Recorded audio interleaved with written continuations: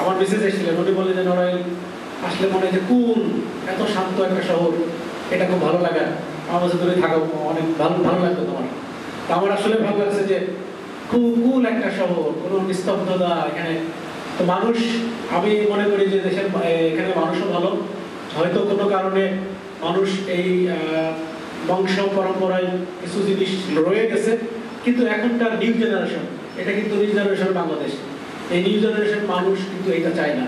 এখনকার মানুষ শিক্ষিত হতে চায়, এই নড়াইলে বাইরে যেতে চায়, ঢাকা যেতে চায়, লন্ডন যেতে চায়, আমেরিকা যেতে চায়, তারা নাসাতে চাকরি করতে চায়, তারা মঙ্গল গ্রহে যেতে চায়, তারা চাঁদে যেতে চায়। এই ছোট্ট একটা পরিসরে তারা কেন থাকবে? এই পরিবেশটা তাদেরকে করে দিতে হবে। এবং তাদেরকেও আমি বলেছি, যারা ইয়াং ছেলেরা এসে, আমি বলছি যে এটা তোমরা তোমাদের বাপ দাদাকে বোঝাও যে আমরা এই মারামারি হানাহানির মধ্যে থাকতে চাই না, আমরা উপরের দিকে যেতে চাই। আমি এই বাংলাদেশ নিয়েই কেন চিন্তা করবো? আমি সারা বিশ্ব নিয়ে চিন্তা করবো, আমি মঙ্গল গ্রহ নিয়ে চিন্তা করবো, চাঁদ নিয়ে চিন্তা করবো। আমার ব্যক্তিটুকু এতটুকু হবে, আমার এই জানার মাত্রা, আমার বোঝার মাত্রা, আমার চাহিদা থাকতে হবে আকাশচুম্বী, এই যে জ্ঞানের চাহিদা, তাহলে আমি উপরের দিকে যেতে পারবো। তা আমি আমার সামনে পূজা আছে, আপনি জানেন যে 514টা পূজা মণ্ডপ এই নড়াইল শহরে।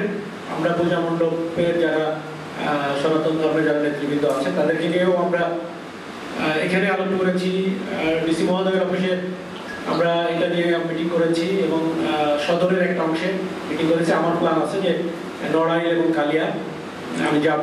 আমি আগেও জেনেছি যে নড়াইল অত্যন্ত সংস্কৃতি মনা একটা জেলা, মানুষগুলো অনেক অনেক সংস্কৃতি মনা।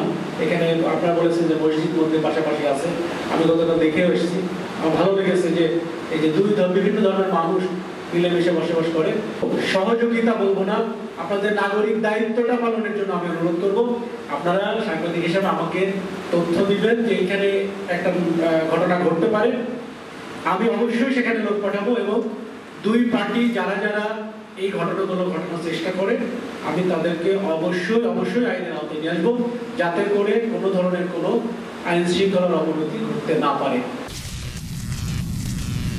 Voice of Tiger.